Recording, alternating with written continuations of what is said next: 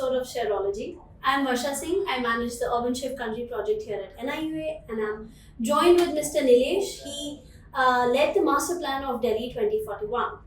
We are here to discuss urban India and its challenges, as we know that it's at a critical stage where I guess half of the population is going to be in the cities very soon, probably in a decade or so. And cities, as we know, face numerous challenges, which is impacting our environment, our quality of living. And one of the critical parts of city living, of urban planning, is TOD, that's transit oriented development. And I think as urban planners, as practitioners, we see TOD as a paradigm shift in the way that we are planning cities. And we envisage it to enable us to merge land and transport together and not work in individual silos. And okay, let me, I guess, begin with you, Nilesh. What was the vision of the Master Plan of Delhi that we were a part of? Could you give us some insight? Sure. Thank you, Varsha. Thank you, first of all, for setting the context. Delhi is a very interesting city. As you're aware, it's one of the biggest cities in the world, expected to overtake Tokyo by 2030. It also happens to be in India, one of the few cities which has a very dense metro network, a very good bus system, so to say.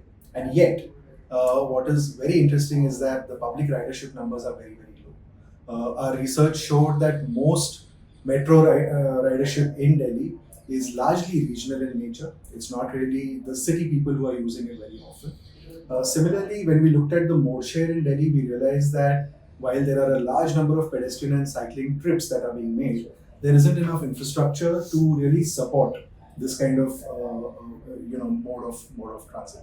And so it was apparent to us when we took up the master plan that we need to intervene in a way where land use and transportation come together, as you rightly put it. And TOD is definitely a game changer for Indian cities. So when we looked at the Delhi land policies, TOD became an important element. We fundamentally took a node approach where we identified strategic nodes in the city where we could pump higher infrastructure, we could pump higher FAI, and look at cities really kind of these nodes coming up with mixed use developments which were very, very walkable in nature. So those were the kind of developments that were imagined for Delhi. Delhi was also the first city which realized, of course, that simply putting FAR at nodes or mandating mixed use is not going to cut it. You're going to require area level planning. And so it's one of the first policies in India that came up with the idea of influence zone planning. And it made it mandatory for any TOD node to take up influence zone planning within a walkable area. And what do we mean really by influence zone planning? It's largely to do with improving shortcuts and road networks, improving pedestrian infrastructure, improving cycling infrastructure, improving public spaces, looking at improving safety quotients of those areas, improving MMT and IPT integration, for example. So those are the kind of interventions that are required to actually make TODs work. While a lot of generic guidelines were given as a part of the master plan, we also, of course, realized that different areas are going to require very, very different approaches to ICPs. Here might be interesting if I could probe you a little bit on the kind of work you're doing, for example, with cities like Pune, just to understand how is this being localized. As you correctly said, that we have several we have a central policy on DOD, we have several state level policies. But the main challenge comes, as we know, is at the city level. That implementation becomes the biggest challenge. So what we also realize, as you said, they're very contextual in nature. Under the UrbanShift project, what we have done is we have developed guidelines for transit influence area, which is like an IZP.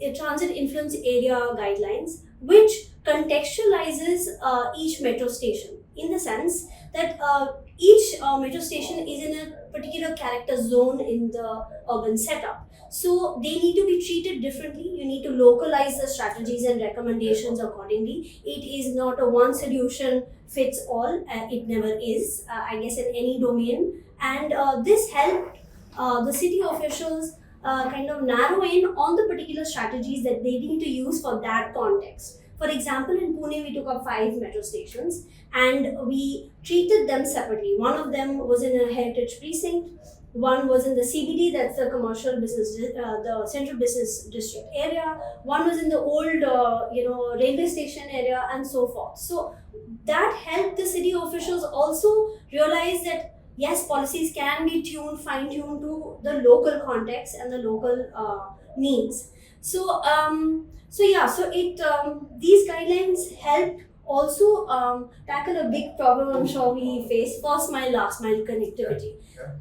That is one big challenge which reduces the ridership for metro. It reduces the ridership for all these mass transit systems. So these guidelines help enable people to move to that mass transit node or the corridor by improving accessibility, by improving the NMT, there's a non-motorized network, be cycle tracks or a pedestrianization.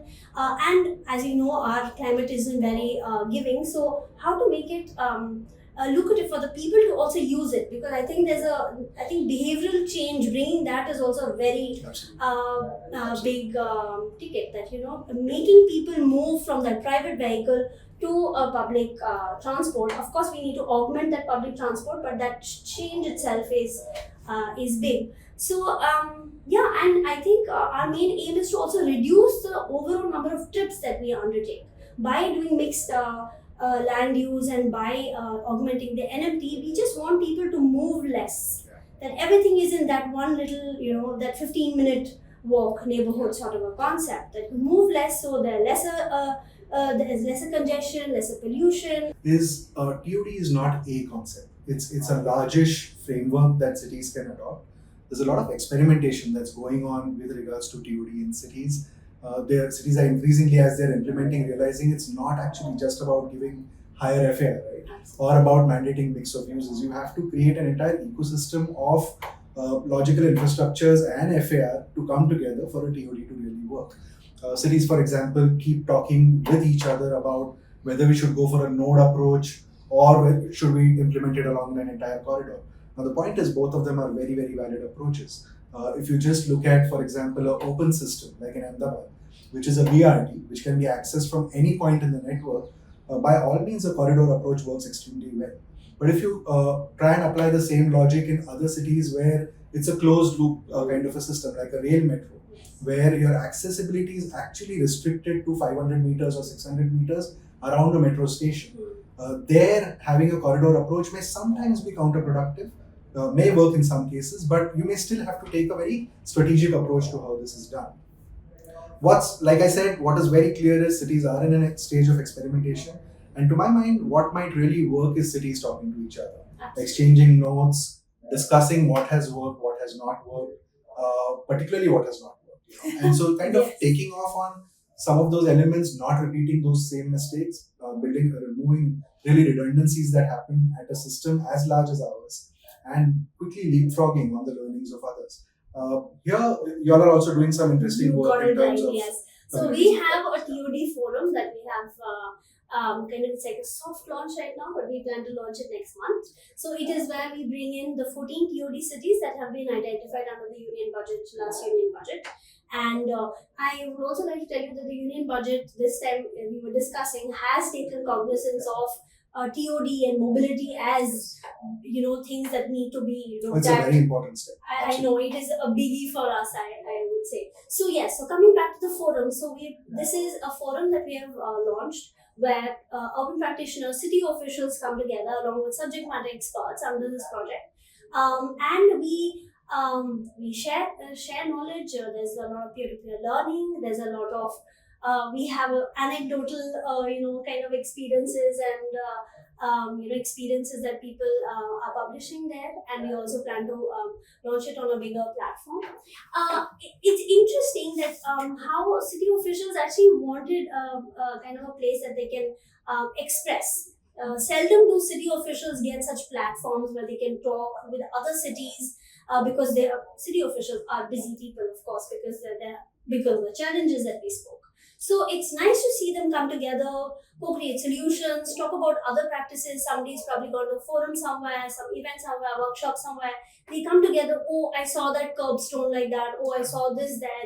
That ticketing system was amazing, and things like that. And it kind of that informal news for them works wonders. So this is our little pitch to bring city officials together, help replicate successes, and be aware of the failures before they do it themselves. So I think, yeah, NMP, low emission planning, this is all part of the bigger picture of sustainable cities and livable cities that we want to create. TOD will actually have a great impact on India's ability to meet many of its long-term climate commitments, or even its economic goals for that matter, because TODs will be a very, very good urban renewal instrument to actually unlock latent economic potential of older parts of the city. And do it well, do it sustainably, not just kind of do it as a kind of a renovation exercise, but do it as a sustainable renewal practice. Similarly, if we can get our urban areas right, given that cities are the biggest emitters and creators of GHG emissions in the country, we would really make a big leap in terms of meeting our climate goals. On a lighter note, we often tend to obsess with things that are large, ideas of bigness, of long, big, loud scale, right?